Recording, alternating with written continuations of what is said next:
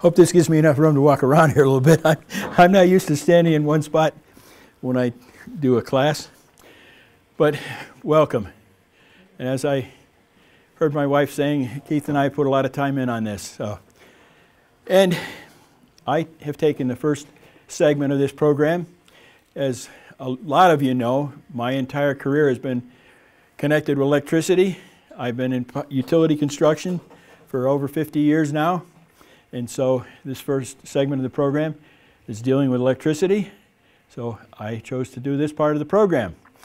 I'm going to open with a quote from President Benson.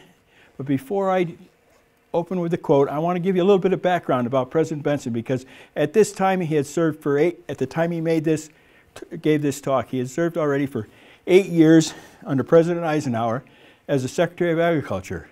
So he was in the higher echelons of the government, you might say pretty much part of the highest echelon of the government. He knew how the government operated. He knew what was going on in the world. And he made this statement.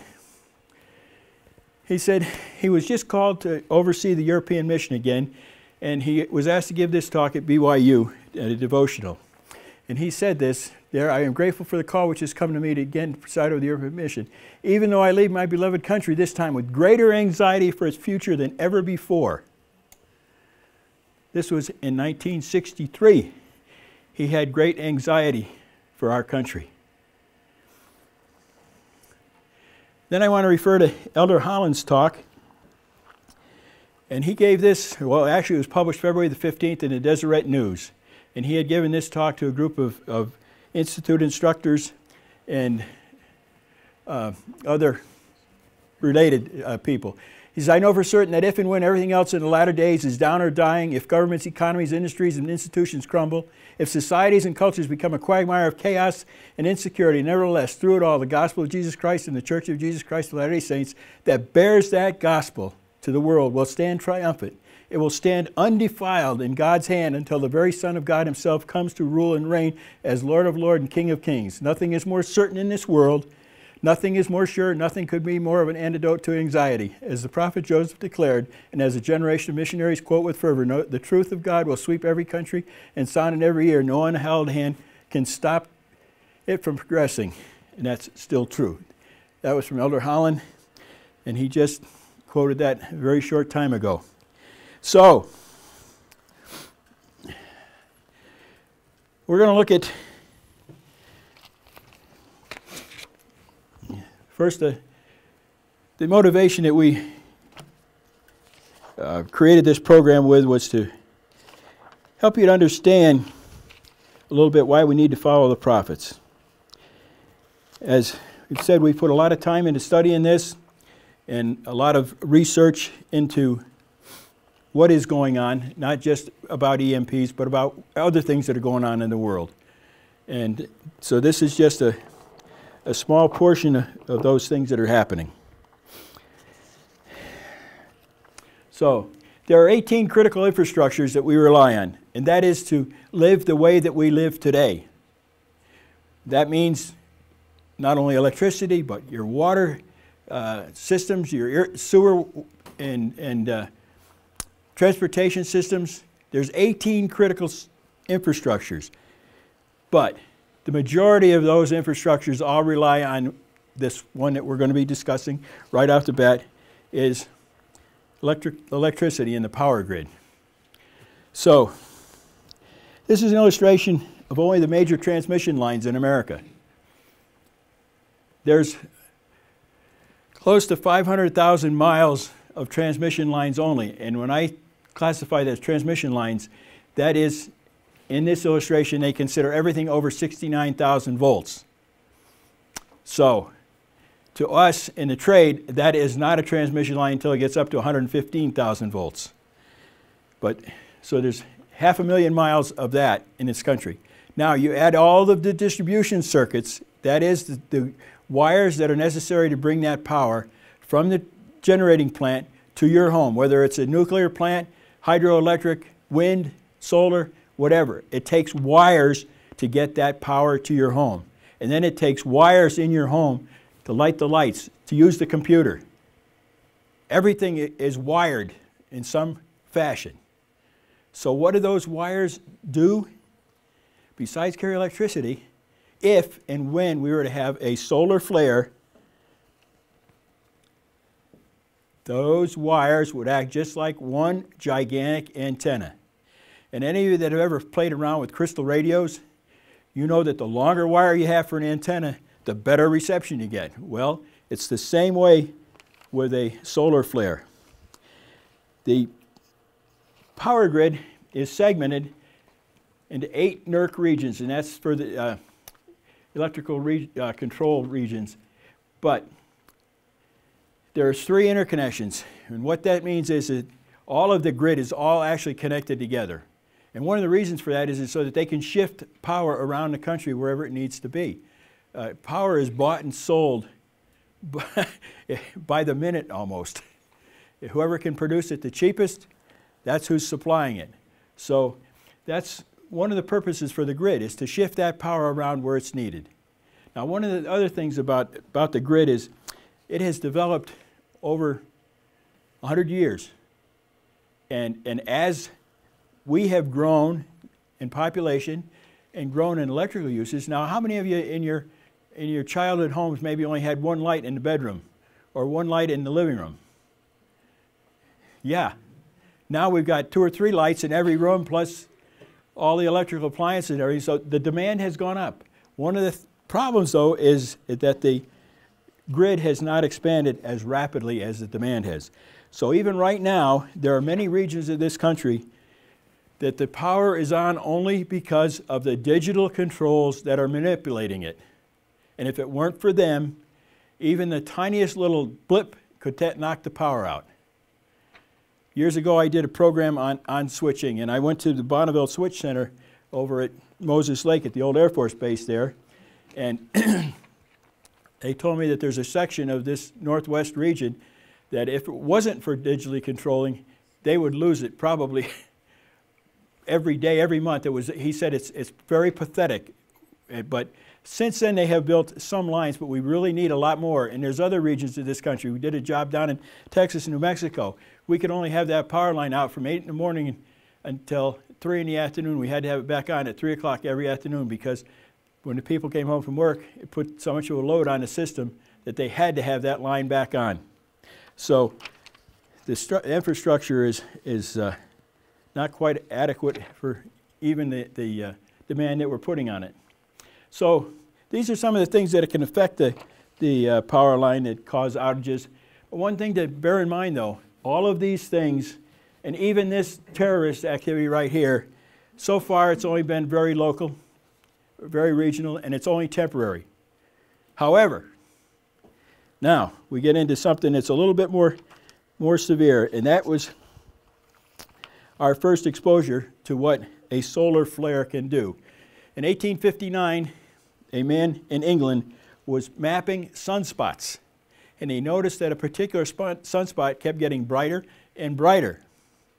And a couple days later, it hit, and it knocked out power. I said power. I'm sorry. At that time, the only thing that we had of modern communications, you might say, was the telegraph system. But that the telegraph system was dramatically affected. It first of all, when it hit the telegraph wires and was traveling on the telegraph wires, when it would get to an insulator, it would arc actually around the insulator, arc over the insulator.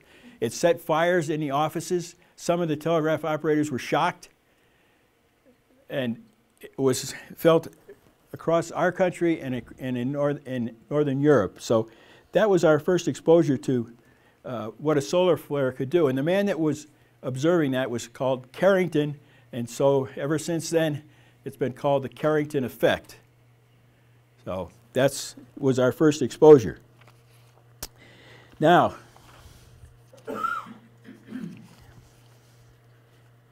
what I'm showing right here now is a solar flare that occurred in 2012. And as a result of that solar flare, this is in July, NASA confirmed that a Carrington effect class coronal mass ejection, CME, that's what they're called, had occurred on the sun on July of 2012. 1 billion tons of highly charged solar atmosphere had erupted off the face of the sun and out into space at millions of miles per hour. Luckily, the center of that mighty solar belch crossed Earth's orbit behind us.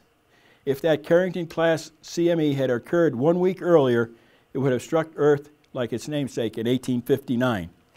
So, when this sunspot erupts and sends that mass out, here's your sun, and the sun is rotating too, and if that sunspot comes around just right, and Earth is just in the right place, this is what happens. And this is a NASA simulation of what it would be, what it would look like. So that mass of energized particles is headed toward the Earth. Now, around the Earth, we have our own magnetic field, which protects us to quite some degree. But when it hits, it rejoins, the tail rejoins itself, and then you have the aurora that you can see on the north and south poles.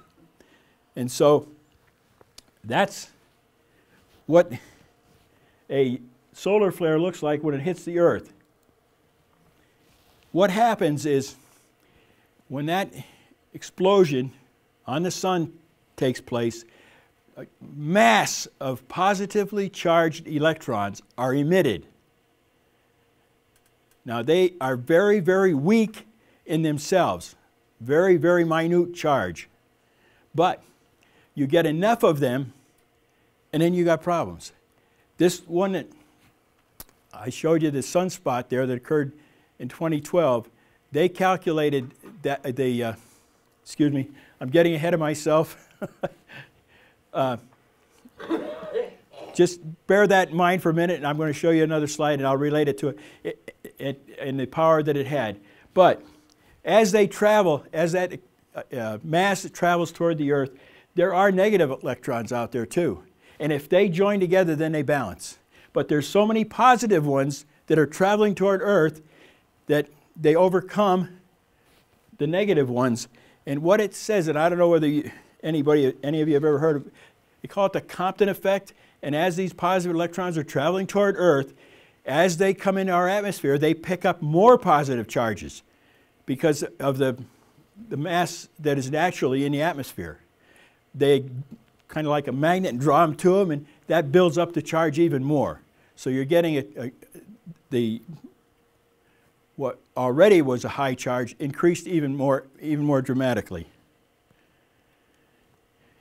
This is the way I visualize it here in a simple form. Birds maybe weigh 2 ounces to 3.5 ounces. You get enough of them on a power line, and they can knock it out. Sitting on a power line doesn't hurt. That isn't what the problem is. The problem is when something scares them and they all get off at the same time. The power line will slap together and knock the power out. Well, you get enough of these little electron bolts together, hitting the grid, hitting that antenna, and then we got a massive amount of voltage that can do a tremendous amount of damage. Here's what I wanted to relate here a minute ago. In 1989, they had a solar flare that hit Quebec, and it took out the Quebec hydro system for 9 hours. Actually, remote areas were out a lot longer than that. But this is a picture of a transformer that was in Salem, got it right, Salem, Massachusetts, a nuclear power plant. And this is what it did to that transformer. They figured that there had to have been temperatures in there of over 1,000 degrees. So if you take that and it does that to a transformer, what's it going to do to your computer parts? You know, little tiny, tiny filaments there, not even wires, and little solder joints, going to fry them. So that's what it can do. Now, there's reasons why this probably occurred, but when you have an outage, when you have a short, electrical short, everything downstream feeds back into it. Because there's electricity always wants to go to earth, always wants to go to ground. And a short is ground. A short is going to draw it all to it. In 1965, we had a blackout in New England. The original fault for that blackout occurred at Niagara Falls. At least that's, the Canadians got blamed for it anyway. I don't know whether they really did it or not, but they got blamed for it. But what happened was the next utility down the line tried to feed back into it. Well, they couldn't carry that load, so the next one tried to feed back into it. And that thing cascaded all the way down to southern New England. New York City was out, and parts of New Jersey, and I think even a little further south were out. That same reason, because it cascaded. And as each one tried to pick up the load, they had to drop off. The operators in New York said, we could see it coming, but there was no way we could get offline quick enough to save it. So I think really that picture of that transformer, I think that's probably the one that tried to feed it all. Oh. All right, in 1962, we got into nuclear testing. That's high-level atmospheric testing, and we had an inkling of what a nuclear explosion could do from about 1946 on, but until we started doing high-level nuclear testing, we didn't really know. And at first, they suspected that it was just an anomaly that had occurred. They thought their instruments were bad, but as they got better instrumentation, they found out that it in fact was an EMP that caused the problems.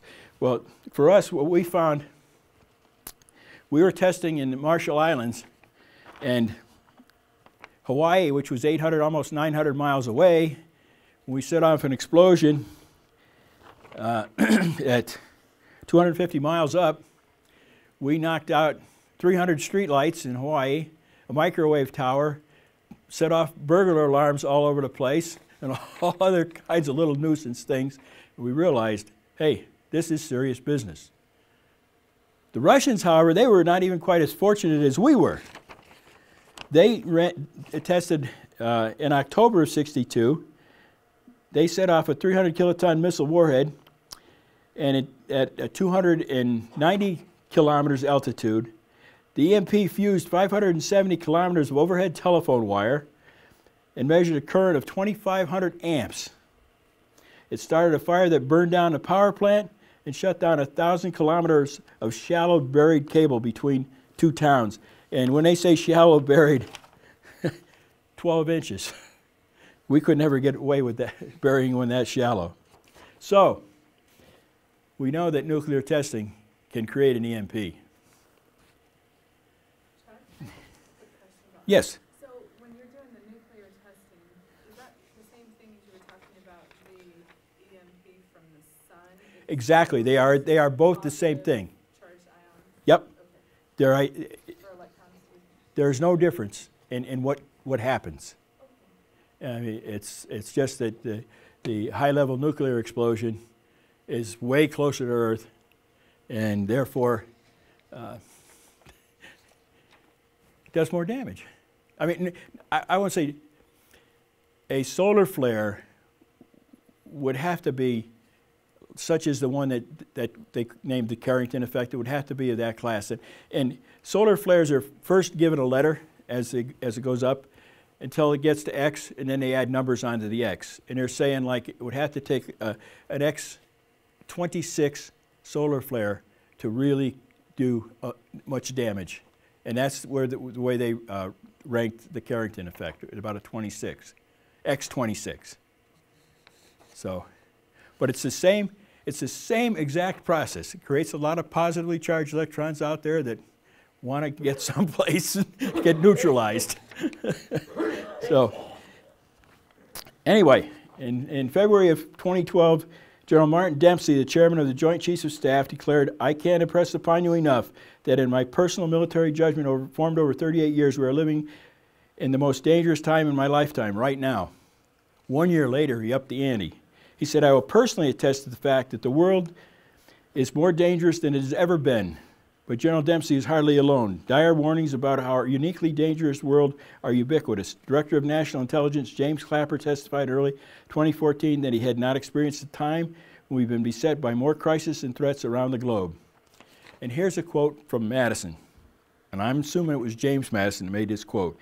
He said, "A universal truth that the loss of liberty at home is to be charged to provisions against danger, real or pretended, from abroad." That's comes from many, many, many years ago. It fits real good. Then China and Russia and maybe other countries have the ability to shut down our electrical grid and other processes that use digital control almost at will. And it's unfortunate to say, but they have taken one of these little software programs that they've found embedded in some of our stuff and tested it. And it had the ability to take a generator and have it go out of control, spin out of control, until it just literally burned itself up. So we know we know what they're doing and we know how they're doing it. So it's really serious business. Now, the most significant threat comes from rogue nations. This is the test that Department of Homeland Security performed on using one of those little software programs that they found. And it's just a minute. It's just a minute long.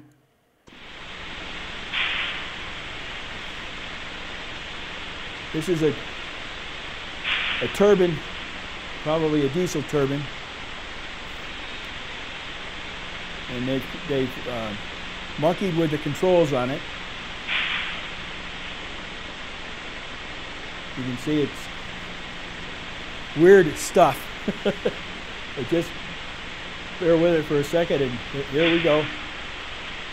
Beginning to get a little smoke. This was on the evening news last fall when I was at my sister's in California.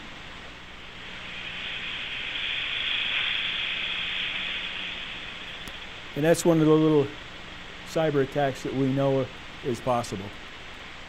So this is one of the things that we found.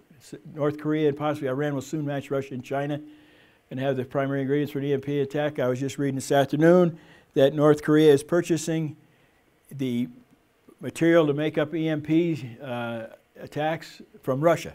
Russia is selling them the materials and what they need. So it's a very real threat.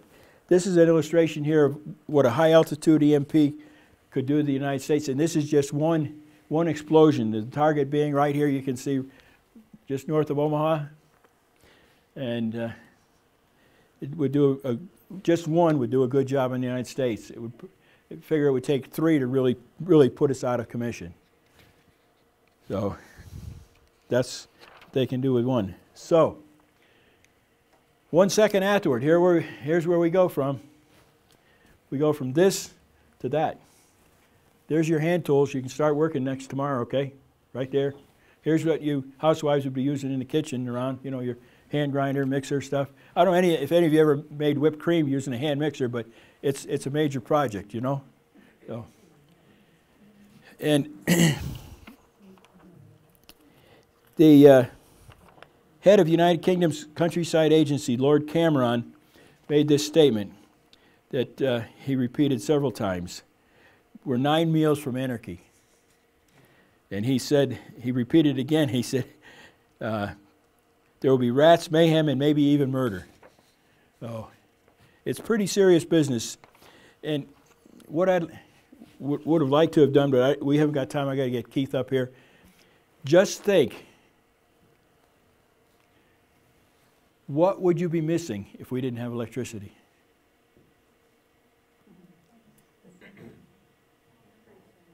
Well, a couple weeks ago, when my area was affected by the power outage, I realized I thought I had a ladder because I couldn't get my car out of the garage. So I had to get the ladder to disengage the garage door opener in order to get my car out. Yeah. Well, you wouldn't have a car, sorry. It's in pride. You'd be walking. Yeah. You wouldn't be able to get water because Right. Our whole water system is based on pumps, right? diesel generation at a few locations. So the pressure Is that, are those engines hardened? I don't know. And how long would they be able to get diesel fuel? Exactly. You know? So, you know, it's, you stop and think about it. You go from where we were here to there overnight. And not even overnight. And what it's that blast in a nanosecond is affecting us if it were from a high-level nuclear explosion. Sociologists tell us there's 5 levels of societal development. Well, we're down here at post-industrial right now.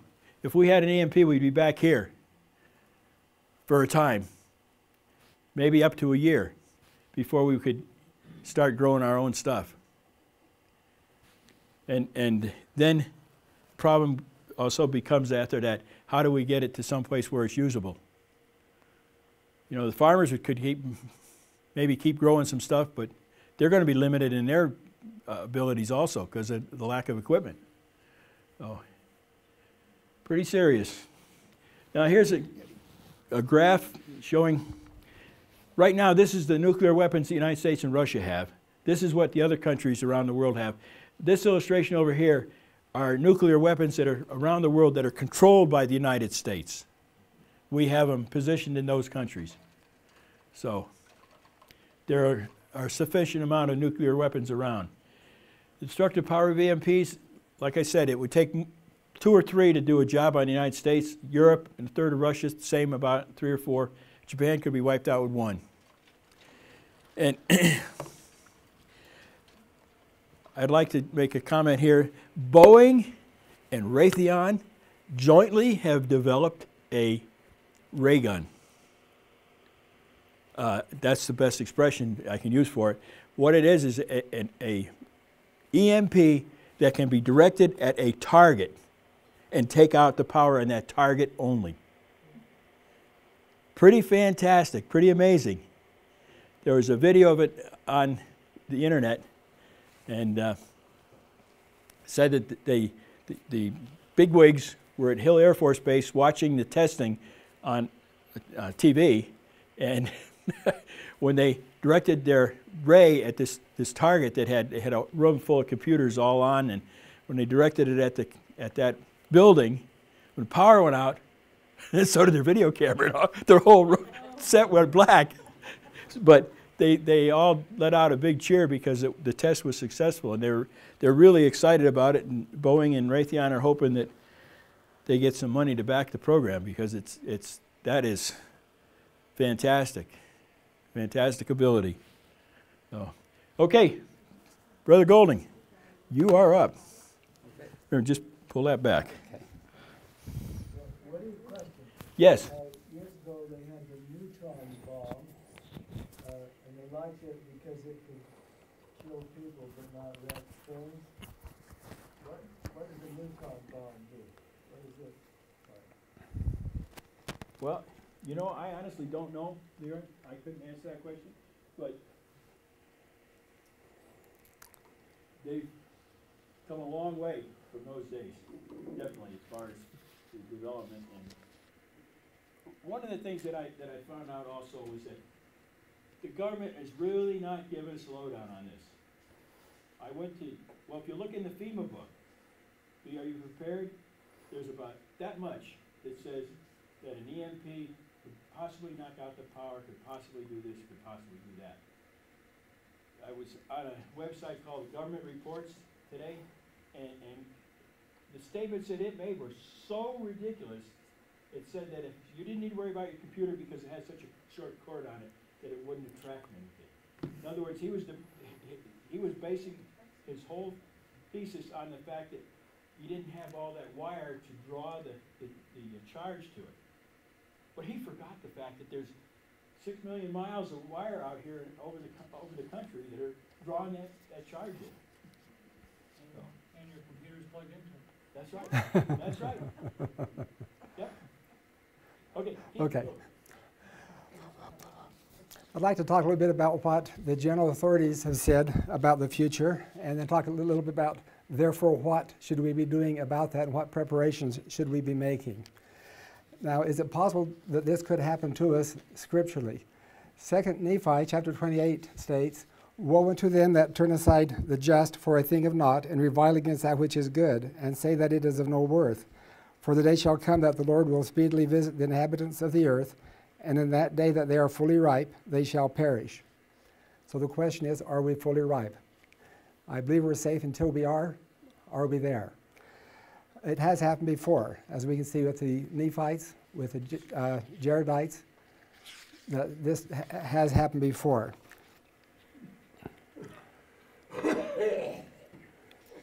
Oops. Now, in spite of the dire predictions we're making, the general authorities have said the future is bright. When they say the future is bright, that doesn't necessarily mean trouble-free. So let's not confuse those two issues. They have stated that, well, we're told that the ancient prophets have yearned to see our day. President Uchtdorf in 2014 said, "The exciting developments of today are part of the long foretold period of preparation that will culminate in the glorious second coming of our Lord. This is one of the most remarkable periods in the world's history. Ancient prophets have yearned to see our day." And we know we are hastening the work in its time, which we started in 2013. Through the atonement, we can overcome all difficulties and problems. Elder Holland in 2013 said, "All things are possible. First and forever, fan the flame of your faith, because all things are possible to them that believe." Gospel Doctrine Manual, Student Manual states that the future is bright. It states that the future is bright, and the Latter-day Saints have every reason to be optimistic about the establishment of Zion. It might be well to remind ourselves that Enoch and his people established Zion in their day, also a time of great wickedness. We will do the same. Babylon will fall. The church and the covenant people will stand triumphant. President Uchtdorf in 2009 said he is optimistic about the future. He states, "I am optimistic about the future, brethren. For our part, we must remain steadfast in hope, work with all our strength, and trust in God." But the paragraph just before that is also interesting, because he states there, "I'll know this for a certainty. It is often in the trial of adversity that we learn the most critical lessons that form our character and our destiny." Hence, the future is not necessarily, it's very bright, but not necessarily trouble-free. We look forward with optimism. President Hinckley was well known for being optimistic. He stated in 1995, "This is the greatest age in the history of the earth. We have every reason to be optimistic in this world. Tragedies around us, yes. You don't build on pessimism and optimism. Look forward with optimism. The future is bright." And Elder Holland made reference again to President Hinckley, stating that one of his best characteristics was always looking forward with optimism and looking forward to the future. But the problems coming may be vast in scope and duration. Bishop McMullen, who is the second counselor in presiding bishopric in 2007, stated, "These revelations speak of signs and wonders on the earth and in the heavens. They point to a troublesome time and pending events, vast in scope and duration. And most important, we receive these supernal promises. The Lord shall have power over his saints and shall reign in their midst. Through my providence, notwithstanding the tribulation which shall descend upon you, the church shall stand independent above all other creatures, all the creatures of the earth. If ye are prepared, ye shall not fear." And in 1980, Elder Benson made the comment about we may rue the day we made had such a delusion. Too often we bask in the comfortable complacency and rationalize that the ravages of war, economic disaster, famine, and earthquake cannot happen here. Those who believe this either are not acquainted with the revelations of the Lord, or they do not believe them.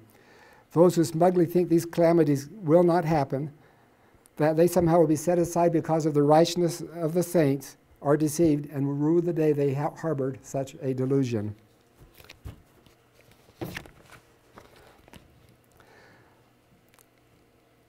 And then Elder Benson in 1981 also stated that he's giving a talk at BYU and stated that this generation might well be the generation that will witness the return of the Lord. That generation is now aged 55, 60, more or less. He did not say they will, but he said they may well witness the return of the Lord. And he commented about how much more faithful that generation is than what my generation was. And I believe the generations coming up now are more faithful yet. Elder Oaks in 2004 commented about how important it is for us to have we may have our 72-hour kit of preparation, but it's more important, as the 10 virgins learned, to have a 24-hour kit of spiritual preparation. So in all of our preparations, we can't pass and forget about the spiritual preparation. President Hinckley in 2002 and again in 2007 stated, the best place to have food set aside is within our own homes. And in 73, Elder Benson commented, the revelation to store food may be as important to our temporal salvation as it was to the people of Noah in his days. And again, be not afraid, only believe, from Elder Holland that Chuck referenced earlier. I'd like to look at what is self-reliance. Self-reliance is the ability to provide for yourself and your family basic needs without outside help. Sadly, most American families rely so heavily on outside factors they could not be self-reliant for more than a few days if need be. And we can always rely on prayer, of course, but a Greek philosopher made this interesting comment: it is folly for man to pray to the gods for that which he has the power to obtain for himself. We must prepare ourselves. And President Monson, in 2014, repeating a message he gave in 2001, stated, many more people could ride out the storm-tossed waves of their economic lives if they had a supply of food and clothing and were debt-free. Today we find that many have followed this counsel in reverse. They have a supply of debt and are food-free. Do we have our reserve? Are we prepared? And then I want to talk a little bit also about the Lord's preparedness plan, and then, as Chuck mentioned, what is the government's preparedness plan? Let's look first at what some of the prophets have told us about being prepared. How many times do we need to be warned? How many times do we need to be told, hey, it's time to get your storage and make your preparations? Let's see. There it is, the pointer. Okay. I don't have time to read all of these, but just looking at a few of them, President Kimball stated, the prophecies of old are coming. We should maintain a year's supply of food. The time is coming when there will be more distress. And he stated, we encourage families to have a year's supply of food on hand. And Elder Perry said, have a year's supply on hand and other necessities. And most interestingly,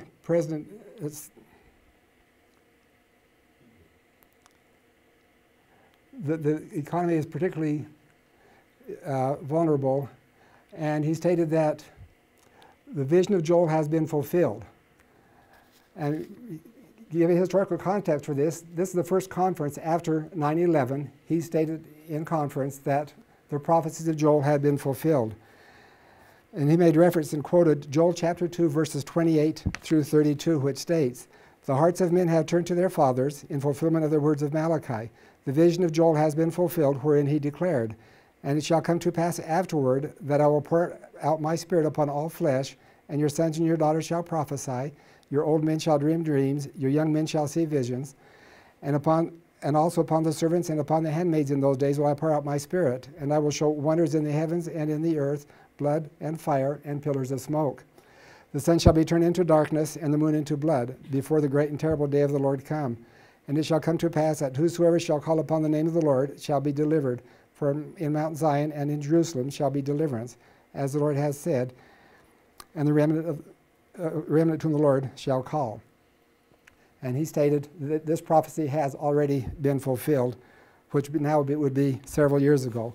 And I suggest you go home and read Joel, the whole book, chapters 1, 2, and 3, and you'll find that very interesting. Now, some more of what the prophets have told us about. President Hinckley, never lose sight of Pharaoh's dream. Elder Packer said, 9/11 was a wake-up call. The tsunami was a kick out of bed. Pay attention to the signs of the times. This is in a talk given in the LDS Business College. President Eyring said, the best time to decide to build the ark was the first time we're asked. The Church News had an entire last page covering on the importance of laying up grain. And then President Monson has again asked, do we have our year's supply on hand? How many times do we need to be warned? How hard is it for us to get our supply? In the letter that they sent us in 2002, which was read in sacrament meeting, attached to that was a recommendation of supplies we might have on hand, and this is that list. So we can obtain that list, those items for about $350. So that's what this can here represents, is for $350 we can get 1 year's supply for one person. And it is my belief that most everyone here can afford that for their family if they will do it prudently, make it a high priority, and do it over a 1 to 2 year period. I'm not saying run out tomorrow and buy it all. Don't go into debt for it. As the prophet has said, use wisdom and patience. But we can all afford to do it if it is important to us. And the day will come that we will be delighted that we paid attention and did that. Now that price excludes water and also excludes cooking oil. Now cooking oil is a little more complicated because it has a short shelf life, and I suspect most of us, the cooking oil is the shortfall in our food storage program. I know in my program that was a really shortfall for many years. We should have 10 quarts annually. Canola oil, I just did a random pricing at Walmart the other day. You can get 10 quarts for $24 of canola oil, olive oil for $90, or coconut oil for $105. Each oil has a higher shelf life, but you pay more for it. But we should have our supply of oil as part of our storage program. Our problem there, of course, again, is rotation, but we shouldn't neglect it because we can't rotate it fast enough. Now on LDS.org, they give us what they call excuse me.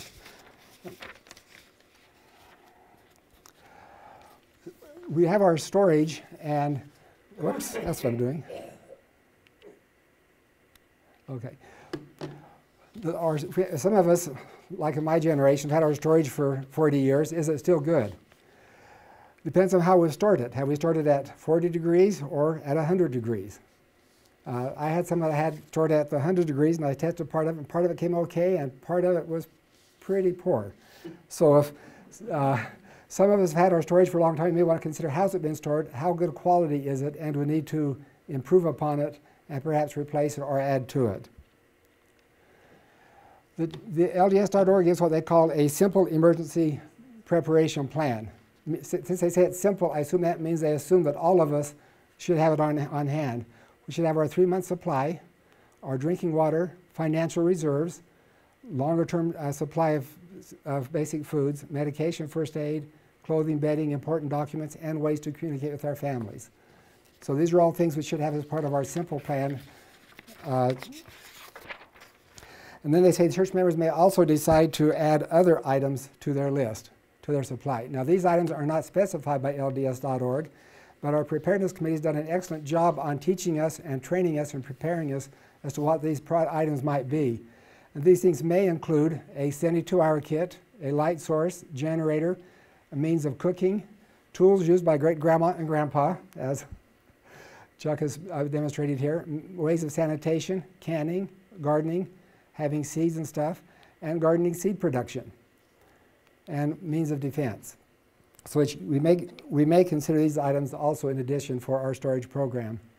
And then later on, deeper into LDS.org, it gives other things we may consider in our plan, which includes wheat or other grains, legumes, salt, honey, sugar, powdered milk, cooking oil, baking, soda, vitamin C, foods containing vitamin C, reminding us to rotate our vegetable oil, and other items accustomed to be using day by day. So the church would suggest we have these also as part of our storage program.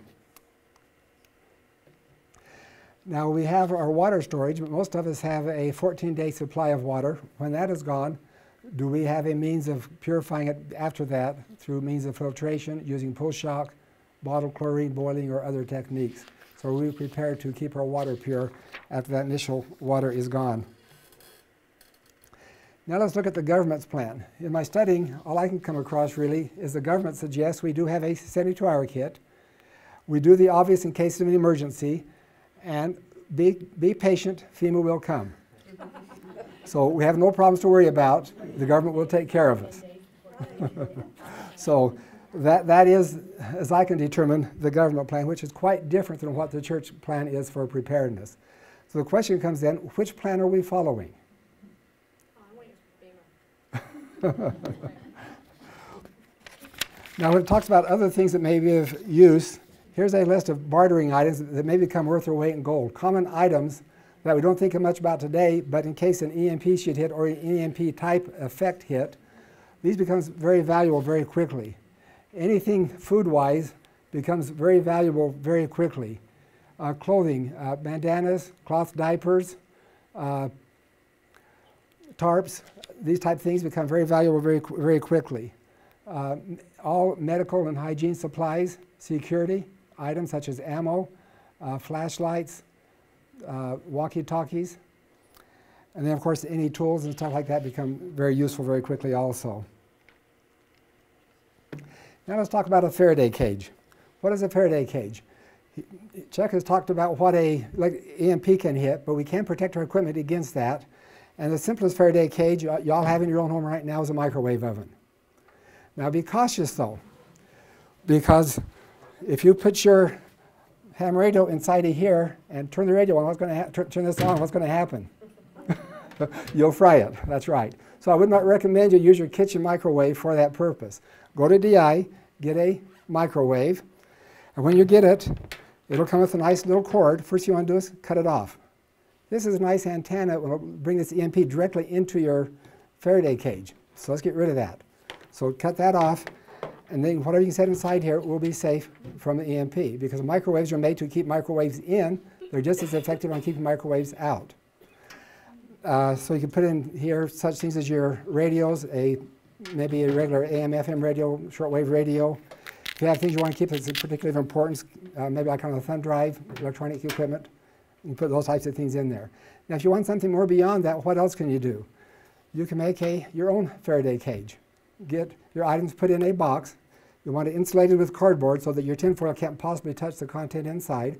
Then wrap it with, the study I read said use 2 layers of tinfoil. I'm a little bit pessimistic, so I put 3 layers of tinfoil. Wrap it just like you would a Christmas present, so it's all nice and tight. Then I'm afraid then after that, when I start throwing this thing around, tinfoil tears pretty easy, so I just took some tape, like used for box tape, and wrapped around the tinfoil. So now it's pretty solid and pretty secure, and this will make a fantastic Faraday cage. Tell how your phone didn't. Oh yeah, I put my cell phone in there to test it with 1 layer of tinfoil, and it worked just fine. You can test a Faraday cage by using your cell phone, putting it in a radio in it, and things such as this, and test and see if the signal gets through. If the signal gets through, then your Faraday cage isn't working. If it doesn't get through, then you know you're in line. So put your phone in, see if it rings. If it does, you haven't done it right.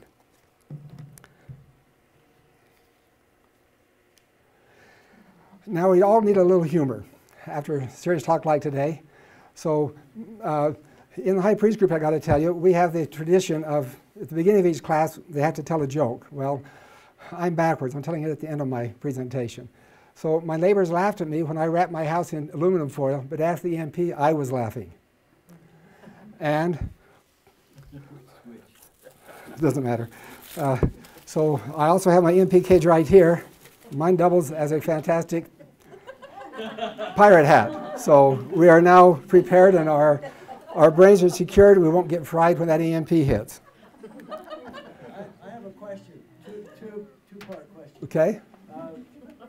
Number one, I found this on the internet, and I want to know if it really can save my brain circuits, and if $100 was too much to pay for something like that. If it's on the internet, it has to be true. What more can I say?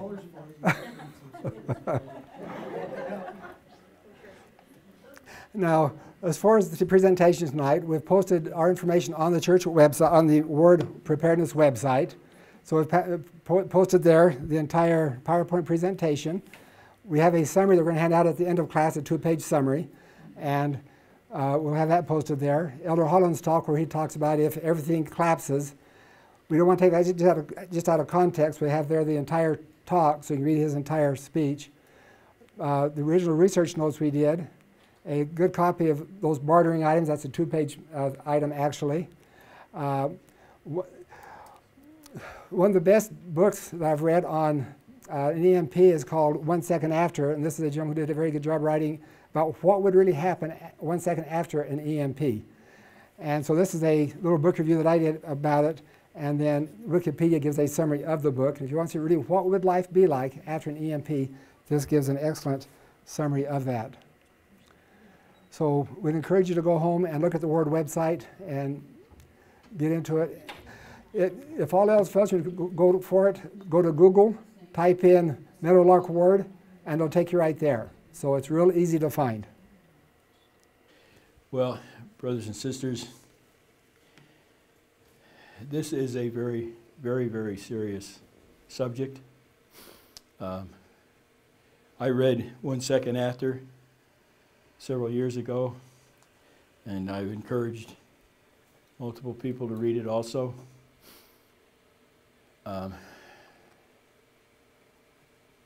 This is something that we don't want to really think about.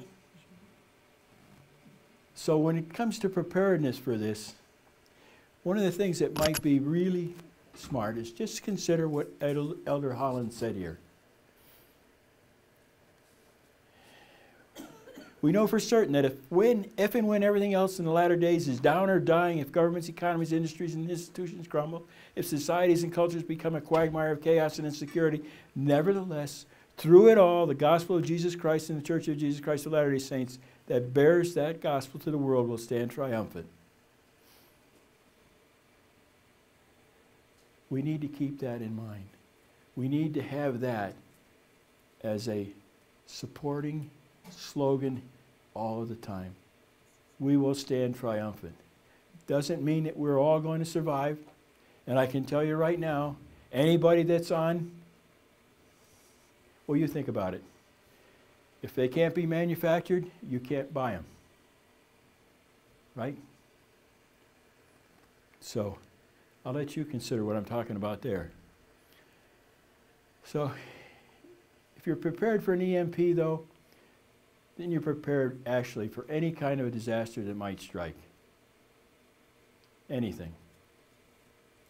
Because for an EMP, preparation is a matter of spiritual, mental, psychological, temporal, and physical preparedness.